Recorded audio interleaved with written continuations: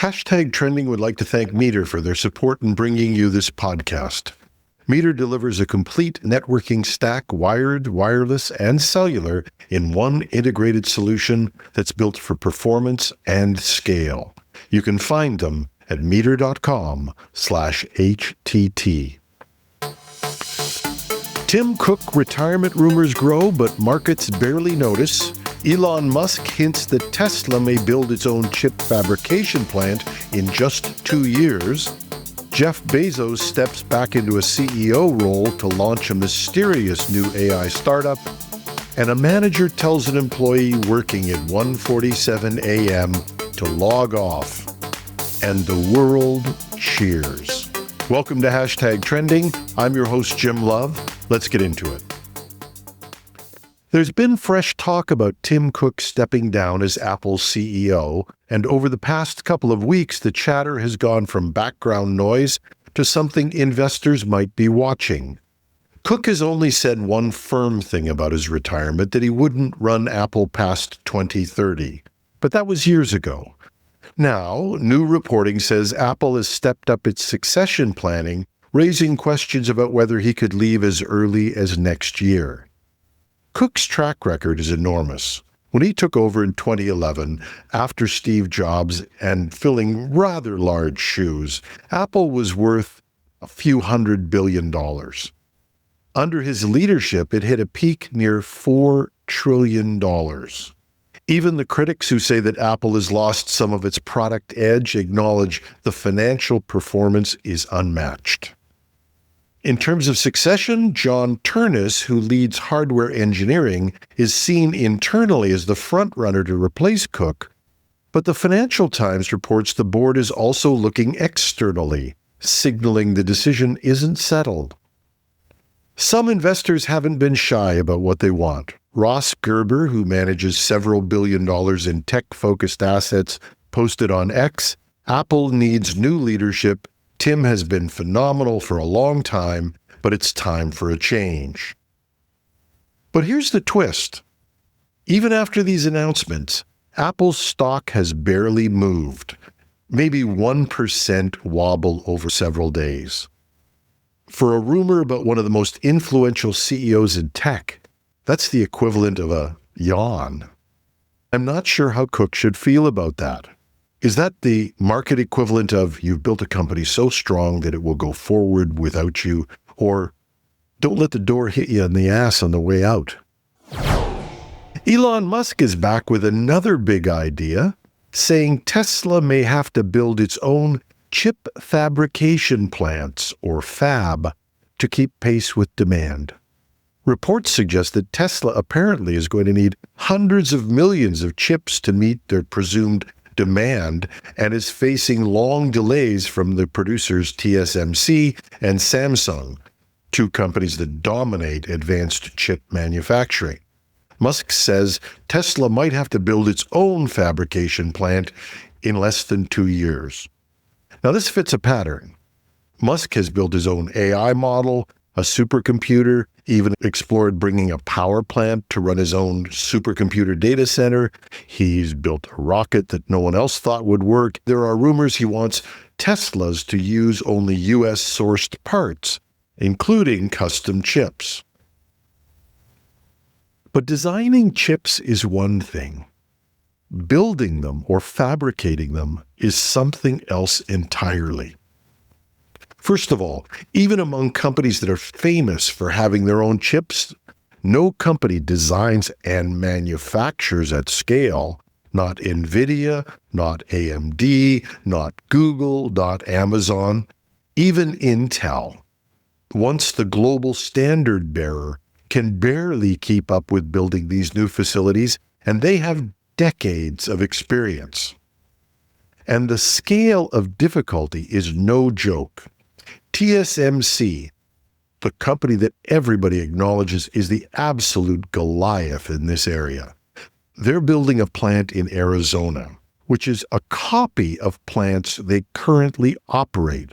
With all of that experience and all of that history and all of that skill, they started this planning years ago, and they're going to take at least 2 more years. tens of billions of dollars, and they won't reach advanced production until at least 2027. NVIDIA's Jensen Huang put it plainly. What TSMC does is extremely hard.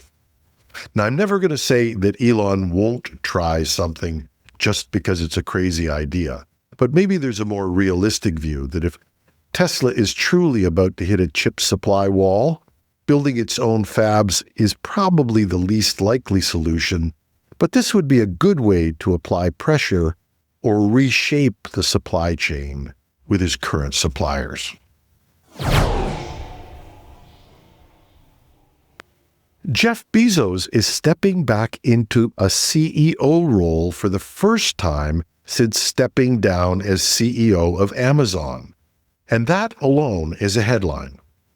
But it's also a huge mystery. He's becoming the co-CEO of a new artificial intelligence startup called Project Prometheus. Reports say it's raised more than $6 billion and hired close to 100 engineers from OpenAI, DeepMind, and Meta. Bezos has invested in some enormous ventures, Blue Origin, The Washington Post, Perplexity AI, but he's never taken the CEO seat in any of them. And that's why this move is getting so much attention. If he's doing it now, he clearly thinks this one matters. But no one seems to know what the company is building yet. In Greek myths, Prometheus stole fire from the gods and gave it to humanity. But that's not a big clue. Early hints point to AI for engineering and manufacturing, but even that's speculation. The details are tightly held. But from the ambitious name and the fact that Bezos is willing to step back into the CEO role, he must think this company is transformational. What that means in practice, we'll have to wait to see. Finally, a story has gone viral after a manager noticed one of her employees still online at 1:47 a.m. And instead of celebrating the late-night effort, she sent him a simple message. Why are you online so late? This isn't healthy. Please log off and get some rest. She also encouraged him to block off personal time during the day. The employee shared the exchange and it instantly went viral. Comments have been pouring in. Can I come and work for you? This is the kind of boss everybody needs. And it's interesting how far and fast the story traveled. A 10-second note from a manager turned into a global conversation, which may say as much about us and our business lives as it does about her. But the fact that this has tapped into something that made it go absolutely viral tells you something about our work lives and our relationships to the companies we work for. Just a thought worth thinking about. And that's our show. Once again, we'd like to thank Meter for their support in bringing you this podcast. Meter delivers full-stack network infrastructure, wired, wireless, and cellular to leading enterprises. And working with their partners, Meter designs, deploys, and manages everything required to get performant, reliable, and secure connectivity in a space. They design the hardware, the firmware, build the software, manage deployments, and even run support.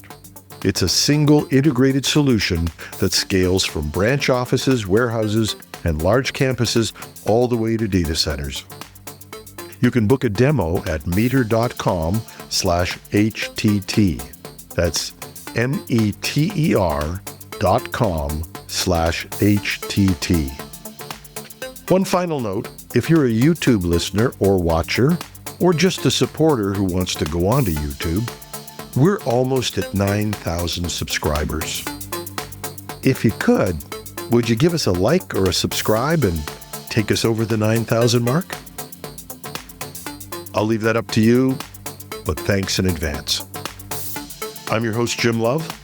Have a terrific Tuesday.